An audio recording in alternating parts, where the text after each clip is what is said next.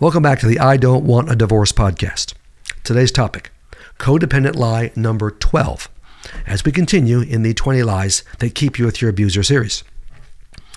And here's lie number 12, because I am the emotionally unstable one. Your narcissist, your abuser, has convinced you over months and probably years that you are crazy, not him. His constant gaslighting and lying has convinced you that you are the problem in the marriage. We're going to wipe out this nasty lie today, at least begin the process of wiping it out. I'm telling you, you got to read the whole book to really work on codependency, but we're handling this lie today. Now, if you like what I'm doing in these podcasts, subscribe to this podcast, as many have done. Leave a rating and a review on Apple Podcasts. And check out my YouTube channel and my TikTok videos. God is blessing us in those areas beyond belief, and we're having a lot of impact. Check those out too. Again, you can go to the website to see all these things and access my resources for marital crisis. And that is davideclarkephd.com. That's Clarke with an E. Now, today's topic, codependent lie number 12, because I am the emotionally unstable, abusive one. Here's the voice of the abused. And this is sad, but many of you, I think, can relate to this. He has convinced me I am the crazy one, that my emotional issues are the only problem in our marriage. He's contemptuous of me because there's something wrong with me. The things he says about me are true. See, she's a true believer. Very, very sad. He's convinced her. And these narcissists are relentless in proving to you that you're nuts. They're the ones that are crazy. Here's the fear underneath this lie. I'm going to have an emotional breakdown and actually go crazy. That's the fear. Now, the truth is, if you continue to allow your spouse to abuse you, you very well might have an emotional breakdown. I've had many ladies go through that. He wants you to believe that you are an emotional basket case because this keeps him in a superior position. And when you do have a meltdown, then he can say, what have I been saying all along? She's on a mental ward, or she's losing it. She's critically depressed. She's a basket case. Well, he caused it, and you allowed him to do it.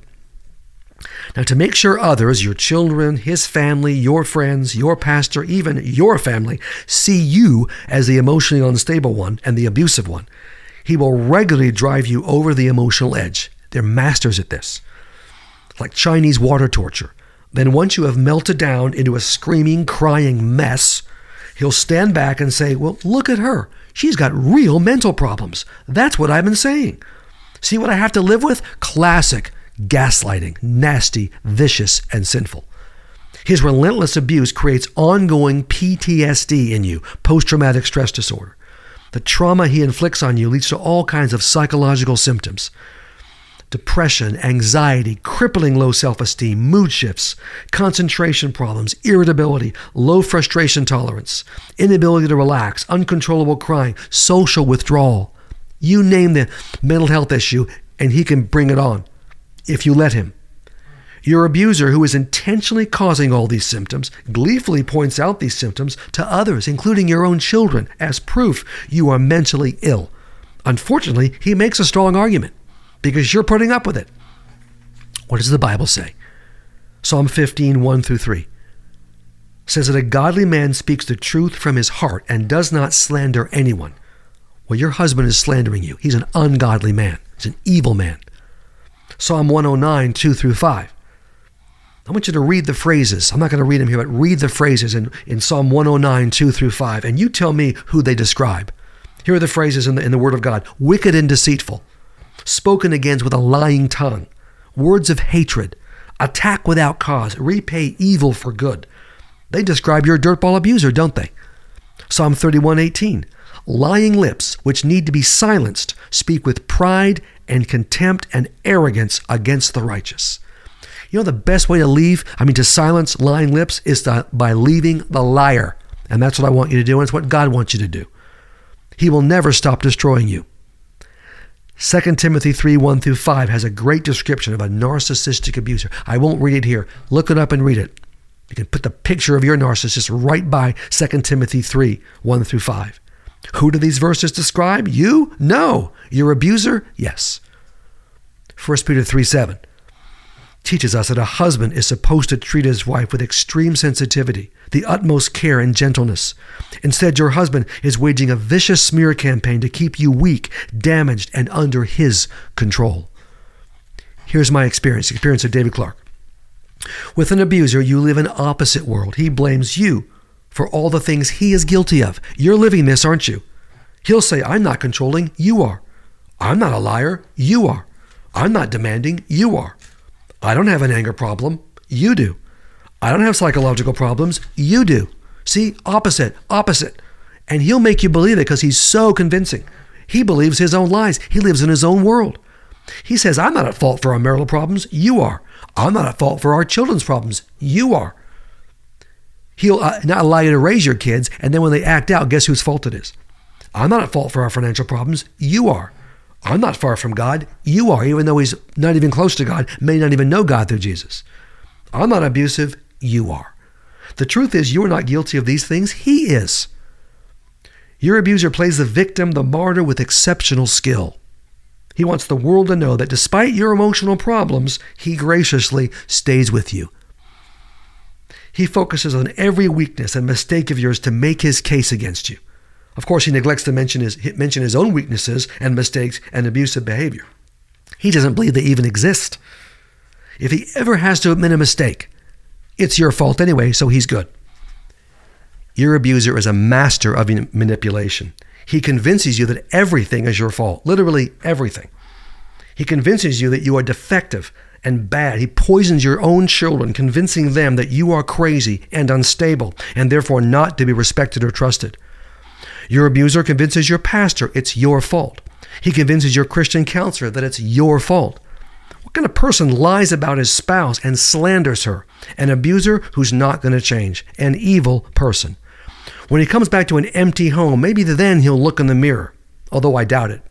He'll tell everyone, I can't believe she left me with no warning. This proves she's crazy. You can't win, but you know what? You're not listening anymore. God knows the truth. You know the truth. Your children will know the truth because you've told them, and your support team. Listen to me. You're not crazy. He is. You're not abusive. He is. You are not 100% to blame for the marital problems like he says. Okay, you're not perfect, obviously, but his abuse is far worse than your mistakes and weaknesses. Anyone who tries to drive his spouse crazy is the crazy one. That's him. Okay, here's some actions I want you to do. Observe and record in your journal. Remember the journal idea from a previous podcast? Observe and record in your journal how your abuser makes you feel crazy and abusive. When you feel emotionally unstable or like you're the abuser, describe in your journal how your spouse made you feel this way. What did he say or do? What lies and slander did he use? There's a power in writing it down and recording it, and you'll be able to remember it. Also, when your abuser directly accuses you of being crazy or abusive, whether it is just you and him or he has an audience, verbally give him one and only one of these statements. And if he wants to do it publicly, you're going to come back publicly. Not about changing him, it's about supporting yourself and protecting your mind and sanity. Say this, I know you believe that. Or, that's very interesting. Or, I'll take that under advisement. Or a phrase that my dad used when I came to him with some bogus thing. He would say, David, noted and logged. Okay, say those things. Don't dialogue with him about his false charges. Just give him one of these responses. If you can verbalize one of these statements 30% of the time, it will be a win. These statements are an indirect way to assert yourself against his attack. You don't get into the back and forth. He's far too skillful and clever, but you just make the comment. And if others are involved, they can know that you're questioning his charges, his false charges against you. Start looking for a licensed Christian counselor to do individual counseling. Tell your abuser, you believe I have serious emotional problems. Okay, so I guess I need to work on them. He'll buy that because he thinks you're nuts. Do not allow him to go to the counselor with you, even one time. This is just for you. And make sure you get a counselor who understands abuse and will be fully supportive of you. Someone like myself, tough, edgy, who understands that you're living with a dirtball and you got to get strong enough to leave. Who won't recommend marriage counseling because that's a waste of time. Work with your counselor to heal from all the wounds in your life, family of origin, pain, sexual abuse. Was there an abortion, a rape, abusive boyfriends, abusive ex-husbands? bosses that have betrayed you, friends that have stabbed you in the back, and the wounds your current abuser is inflicting on you. You're going to clean all of it out. Your counseling will heal you and help get you strong enough to prepare to leave your abuser. It's all part of leaving your abuser. It's mentioned in this book, Enough is Enough. All right, you got to get healthy enough to leave.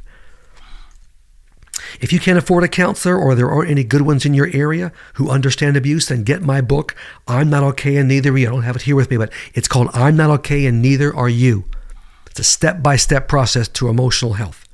Go work through that book with a trusted friend, maybe your pastor, if he's supportive of you. If you want answers, a clear plan for your marital crisis, no matter what it is, go to my website, davideclarke.phd.com. That's Clarke with an E. You'll find biblical, practical help for any marital crisis.